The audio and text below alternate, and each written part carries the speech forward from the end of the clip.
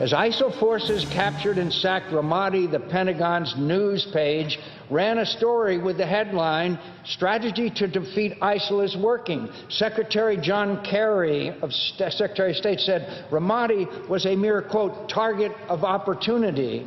White House Press Secretary Josh Earnest said yesterday that we should not, quote, light our hair on fire every time there is a setback in the campaign against ISIL.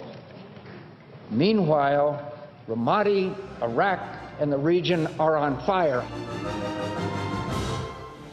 Welcome back to The World Over. That was Senator John McCain on Capitol Hill yesterday, criticizing the Obama administration for failing to prevent ISIS from taking Ramadi, a city 70 miles west of Baghdad. To discuss the U.S. and regional strategy in dealing with ISIS, I'm joined by retired U.S. Army Lieutenant Colonel Sragis Sangari via satellite from Chicago. Colonel Sangari, thank you for being here. It's good to be here. Let's start with Josh Earnest. He said we need to tweak the strategy. That would be the White House press spokesman. We need to tweak the strategy. What is the strategy, in your opinion? I don't think your enemies or your friends know what the strategy is, and I think that's where the problem begins. They have to know what the red lines are, and they have to understand if they're crossed, that they will be punished.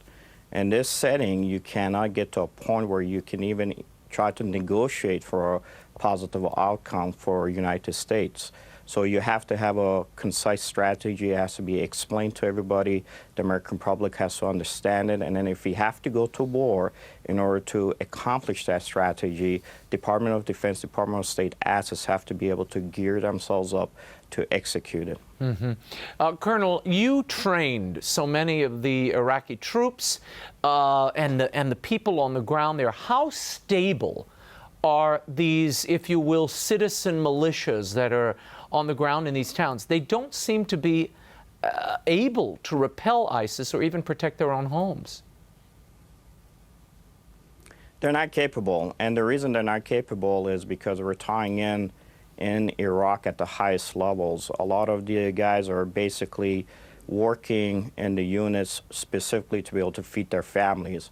Currently, as an example, the Syrians, the Christians that had their own militia, their own military actually fighting in Syria, in Khyber Valley, and then also in the Nimba Plains, they went ahead and did not receive the required weapons, direct support, and finance that they needed to continue. So right now they're fighting under the Kurdish Peshmerga with the Shia and the Sunnis. That being the case, they're fighting in areas that they don't want to fight in. The same is for all other groups that are fighting currently in Iraq. You're not going to be successful that way. Colonel, is it a mistake for the United States? It seems the strategy, if there is one, the strategy seems to be prop up the Iraqi government and arm the Shiite militias. What impact has that had on other tribes, the Sunnis, and the Christian groups in the region?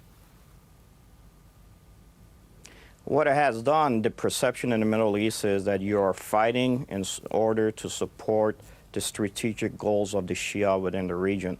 When we were bombing targets in support of the Badr Corps that was taking the oil fields in Kirkuk, that also affected the Kurdish regional government capabilities in the future, we basically told everybody that we're aligning ourselves from the Middle Eastern perspective with the Shia and with Iran. The fact that we take out a target, Abu Sayyaf, recently with our Delta forces, at the same time that the U.S. delegation is going to Iran to negotiate possibility of having a oil agreement after the sanctions are removed with our oil companies, sends the wrong message when it comes to information operations within the region. It tells everybody that you took out Abu Sayyaf only because he was selling oil on the cheap in the region, knowing fully that Abu Sayyaf was in that region to begin with from the beginning of last August.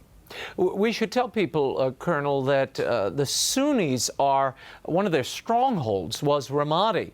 And when that fell, what impact does that have on that Sunni population? Now, remember, ISIS is also Sunni, but they're going door to door killing their own religious adherents. Explain the dynamic, how religion, how belief is shaping what we're seeing unfolding here, and is the administration missing this dimension?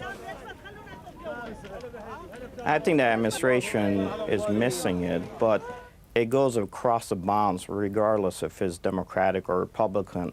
You have to understand there's 6 billion people on this planet. That's 12 billion sets of eyes are looking at the American flag and wanting to see what America has been able to accomplish within the region. So when you talk about Yemen, Libya, Iraq, Syria, all the regions are currently in flames, specifically Saudi Arabia. There have been 300 bombings plus have taken place within Saudi Arabia for the past month and a half. Yeah. The fact that al-Nusra is now advancing in southern Lebanon, all these dynamics are affecting what is happening on the ground. And with ISIS expanding its footprint, spreading to include in Garland, Texas, trying to kill American citizens, if you don't have a strategy to kill them, you cannot support the Sunni, Shia, or the Christian within the region. Where are the other countries in the region? Where is Saudi Arabia? Where is Jordan? Where are these other players in the area? It seems Iran is really the ascendant player. Iran is an ascendant player currently. What has happened, my company, the Near East Center for Strategic Engagement, does look at all these issues on the ground. We predicted that Saudi was going to go through political change in 30 days, and they have. Saudi probably will not survive past September. That being the case also with al-Nusra recently bombing the Iranian embassy in Damascus, you're probably looking at Bashar al-Assad probably having to leave power or maybe even be killed while he's in his position somewhere in the next 6 months. That timeline may have shifted to the left now, given what's happening. Southern Lebanon is going to be in flames with al-Nusra fighting against ISIS, which is also fighting currently against Hezbollah. Hezbollah losses are probably going to suck in Israel to have to move into southern Lebanon. All these dynamics are happening because there's no coherent strategy into the region. So when you say we're going to tweak it, you have no clue what's going on within the region. At the tactical level, people want to see an American decisive footprint within the region, however it is, either military or whether it be diplomatic, but you have to have some guidance for your coalition forces so they can support your strategy within the region. No, it seems the American strategy has not only been scattershot, but schizophrenic. I mean, we backed, the United States at one time wanted Assad out of the way. If Assad were out of the way today, all of Syria would be under ISIS's control instead of 60%. What are the chances of Assad holding on in Syria, and what impact will that have on the religious freedom of the Christians there? The Christians are already wiped out of Syria, I hate to say it. When the 37 villages of the Khabar River Valley got cleansed out, those are the main nodes that feed supplies between al-Raqqa, which is capital of ISIS, and to Mosul. So the Mosul fight is going to be difficult too. They're not getting that footprint back. They're done. Bashar al-Assad is probably not going to survive more than 6 months. That's just a reality. Al-Nusra is going to take hold, and Al-Nusra takes hold. These are the same individuals, I hate to say it, last year they were killing individuals and they were eating their hearts on the battlefield, and we're going to have to supply them with weapons. That makes no sense. You have to find enduring partners. In this case, you have the Christians on the ground who are fighting with the Sunni Kurds in order to fight against ISIL. They're fighting with the Sunni Arabs and also with the Shiite in Iraq in order to hold their grounds. Support these type of coalition force capabilities on the ground, give them direct weapons, give them a small amount of money, and allow them to be able to hold their ground. The reality of your other coalition partners is that you have partners who are supplying ISIS while they're bombing them at the same time. That's not going to be able to get you where you need to be. Cardinal Sangari, we keep hearing this. I've heard this for months. We are arming the wrong folks. Why isn't Congress getting this message? Why are they so unwilling to arm the clearly victimized minorities here, particularly that Christian minority that is willing to take up, at this point, arms to protect their families and what's left of their homeland? The problem you run into is how the State Department is feeding them information. State Department has absolutely no eyes and ears on the ground, and how it receives information, digests it, and feeds it through its network is not working. The same thing with the DOD. Our assets are limited. The issue was when I was downrange years ago, 10 years ago, that how we were structured between the Department of Defense and Department of State, we really were not able to accomplish a mission that was given to us at that time by the Bush administration. The reality is that some of those systems still haven't changed. You have to legislate that change. The reality becomes when that is what we have to deal with at the tactical operational level and even strategic, many lobby groups end up affecting our congressional beliefs, and in this case, our strategic policy becomes what is poked at, specifically for us to get a mission accomplished on the ground. From the Middle Eastern perspective, as I said, when Abu Sayyaf was taken out, most of the Middle East believes that he was taken out only because the oil companies needed him taken out. That's not the message you want to send to your coalition forces on the ground, but that's how they're viewing it. Colonel Sangari, tell me your thoughts on, you told us what the Christian community looks like in Syria. What is the condition of the Christians in Iraq? And isn't this genocide by ISIS almost complete in reality? Well, it was almost complete. 100 years ago, when the Armenian, Assyrian, and the Greek genocide took place, 750,000 Assyrians were butchered. Now, I will tell you, when they were killed, Turkey, Ottoman Turkey, was the main force that allowed that to happen, but the majority of them were killed at the hands of the Kurdish Sunni for the Assyrians in the villages that were in the Hakkari mountain areas. That being the case, 100 years later, the Christian Assyrians are still willing to work and even fight under the Kurdish Peshmerga flag with those Kurdish Sunnis to defeat ISIS.